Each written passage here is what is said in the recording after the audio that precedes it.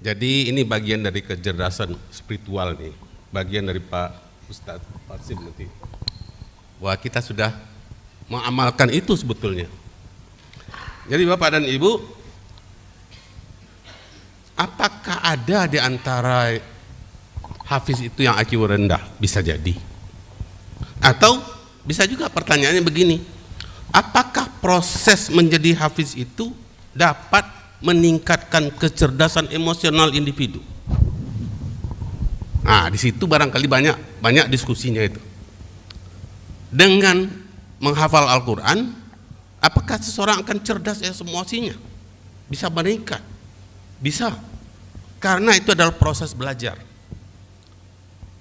Orang untuk bisa menjadi hafal harus sabar, harus disiplin, harus termotivasi. Dan ada dalam istilah psikologi yang disebut namanya flow. Flow itu adalah sesuatu pengalaman yang betul-betul mengasyikkan yang dijalani oleh orang ketika dia melakukan sesuatu, sehingga dia lupa makan, lupa waktu. Itu keadaan flow. Pernahkah barangkali kita melihat orang yang bermain catur itu lama sekali dan tidak tahu waktu? Kalau anak-anak muda game online, itu adalah kondisi flow.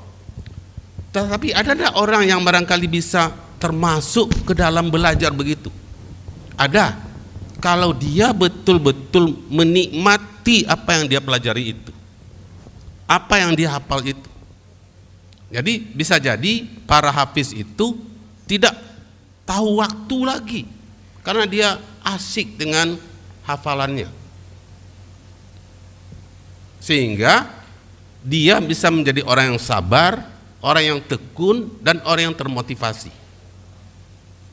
Tergantung juga pada niat tadi lagi. Bapak dan Ibu, lalu sebetulnya saya ingin bicara juga kecerdasan emosi itu sekarang, tapi memang untuk bagaimana kaitannya dengan hafiz Al-Quran, saya memang agak terbatas keahlian saya di situ. Sekarang saya bicara dulu, apa itu emosi? Apa itu emosi? Kata asalnya itu dari kata Latin, yaitu bergerak, dorongan untuk bertindak, rencana seketika untuk mengatasi masalah. Dan memang emosi itu memancing tindakan. Kalau kita marah, biasanya kita bisa mukul. Kalau kita sedih, kita bisa ambil orang ambil sesuatu yang membuat itu tadi misalnya. Menurut para ahli, emosi itu adalah keadaan mental dan fisiologis yang terkait dengan berbagai perasaan, pikiran, dan perilaku. Jadi memang kondisi mental yang sifatnya ada fisiologis, ya memang ada kaitannya antara kalau orang takut, dia gemetar.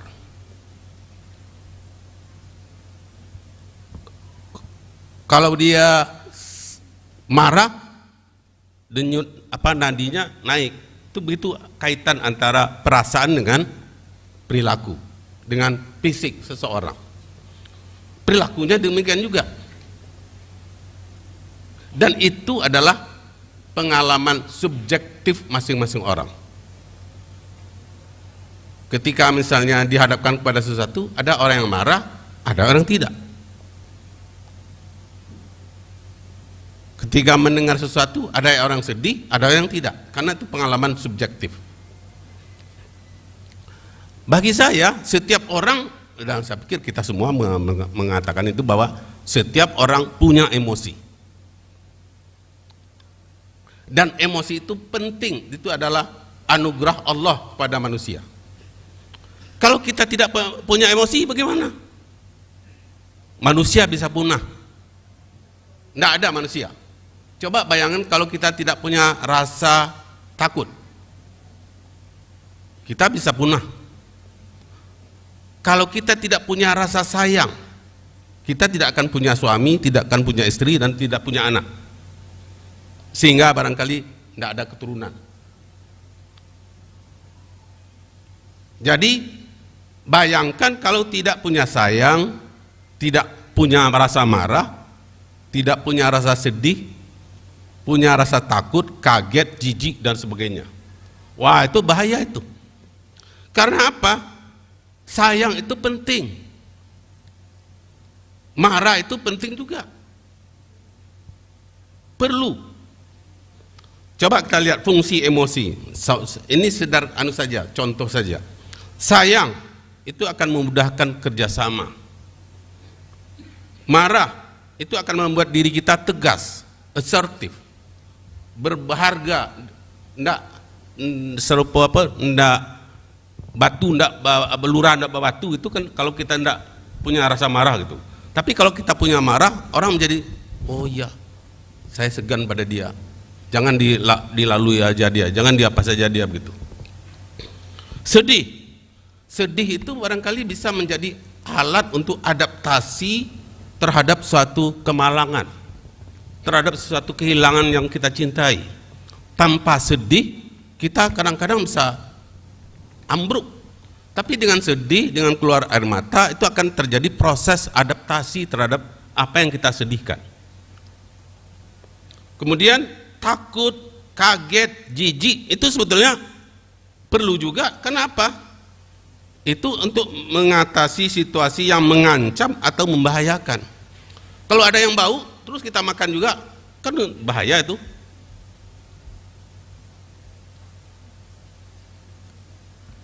Kalau misalnya ada harimau masuk ke sini dan kita tidak takut, wah, kan bahaya juga gitu. Itu fungsi emosi itu, survival gitu. Baik, nah sekarang persoalannya adalah kita akan bicara kecerdasan emosi. Kecerdasan itu bertolak dari yang lebih banyak dipikirkan selama ini adalah intellectual question, IQ. Itu yang disebut oleh Bu Rita tadi.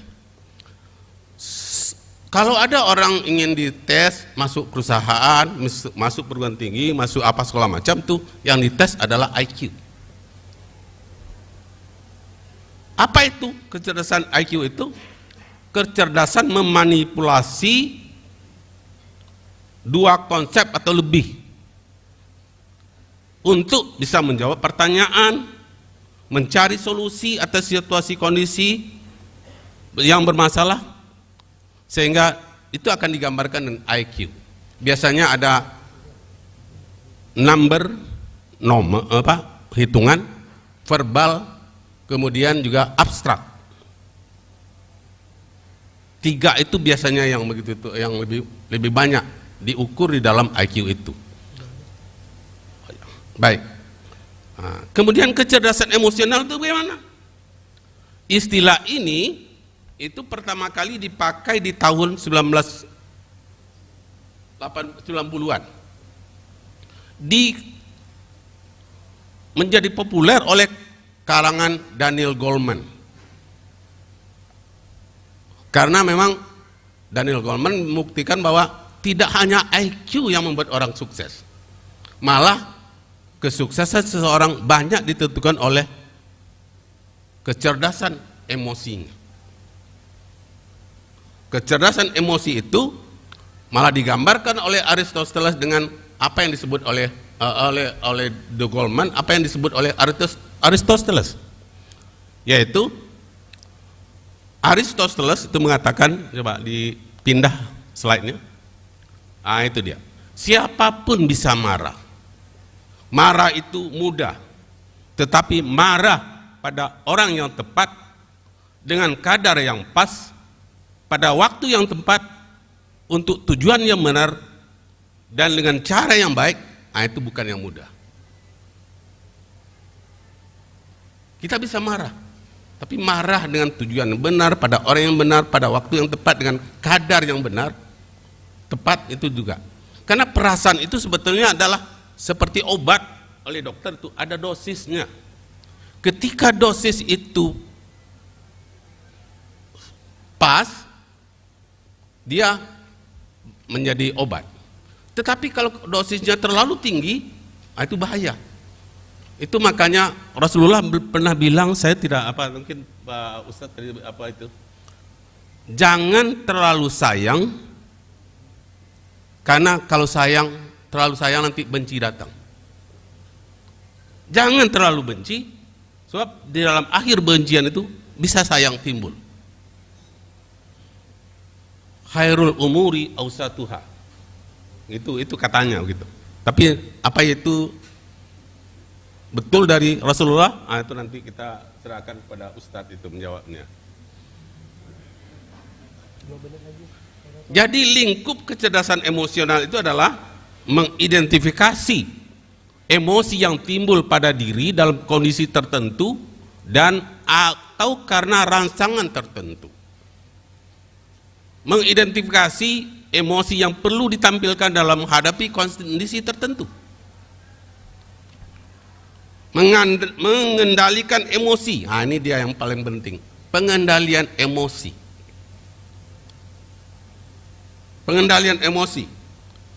Kata Plato itu, the first and best victory is to conquer self.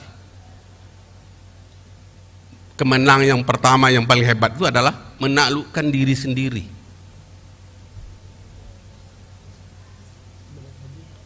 Memahami dampak emosi yang muncul, menindaklanjuti dampak yang terjadi. Sebetulnya ada lima hal di dalam kecerdasan emosional itu. Pertama, self awareness, kesadaran diri. Ya, saya ingin semakin kita bisa mengenali diri kita, mengenali perasaan kita. Perasaan saya apa ya? Saya sedih ya, saya marah ya, saya apa ya? Itu semakin cerdas dia. Karena man arafa nafsahu faqad arafa rabbahu. Siapa yang mengenali dirinya, termasuk kelemahan-kelemahannya, perasaannya, dia sebetulnya sudah akan berupaya untuk mengenal Tuhannya. Ya. Kemudian mengendalikan emosi itu sendiri. Karena setelah kita kenal, kita akan apa? Bagaimana caranya? Ya, ada macam-macam teknik untuk itu. Ada latihan-latihannya dan malah ada terapi khusus untuk itu. Kemudian memotivasi diri, self motivation. Dan yang paling hebat itu adalah berempati. Bisa berjalan di atas sepatu orang lain. Bisa merasakan apa yang dirasakan orang seperti orang itu merasakannya. Itu artinya orang yang cerdas emosinya, dia bisa memahami perasaan orang. Bagaimana perasaan orang? Sedih, marah, atau bagaimana? Dan yang terakhir adalah membina hubungan dengan orang lain. Itu yang keterampilan sosial disebut oleh Prof. Nisuran tadi. Dan memang awal-awalnya penggagas kecerdasan emosional itu menyebut kecerdasan sosial. Baru dia kembangkan menjadi kecerdasan emosional. Banyak hal sebetulnya lagi mau saya bicarakan, tapi waktunya sangat terbatas. Mudah-mudahan nanti dalam diskusi bisa kita kembangkan. Baik. Terima kasih. Assalamualaikum warahmatullahi wabarakatuh.